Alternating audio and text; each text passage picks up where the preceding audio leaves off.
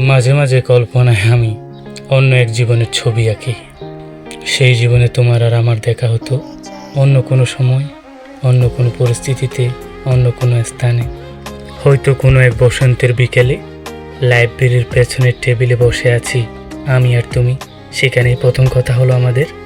অথবা কোনো বৃষ্টির দিনে একটা চায়ের দোকানে আশ্রয় নিতে গিয়ে আমাদের প্রথম চোকাচোকি হতো। সেই জীবনে কোনো জটিলতা থাকতো না, কোনো দ্বিধা থাকতো না, থাকতো শুধুই নির্ভেজাল ভালোবাসা। সেই কল্পনার জগতে আমি তোমাকে নিয়ে কবিতা লিখতাম, আর তুমি সেই কবিতা শুনে হাসতে।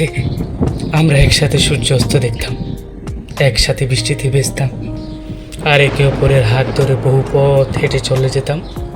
সেখানে আমাদের কোনো হারানোর ভয় থাকতো না, কারণ আমরা একে অপরের জন্য এতটাই নিখুঁত ছিলাম যে ভাগ্য আমাদের আলাদা করতে চাইতো না।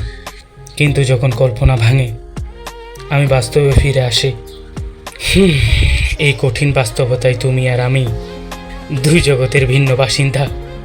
আমাদের মধ্যে এক অদৃশ্য দেওয়াল, যে দেওয়াল আমরা কখনোই ভাঙতে পারবো না। তবু আমি সেই কল্পনার জগৎকেই আঁকড়ে ধরে বাঁচি। বাস্তবে যা পাইনি, কল্পনায় তা পাওয়ার মধ্যে এক অদ্ভুত শান্তি আছে, তা আমি কখনোই হারাতে চাই না। এই অসমাপ্ত ভালোবাসাই হয়তো আমার বেঁচে থাকার সবচেয়ে বড় অবলম্বন।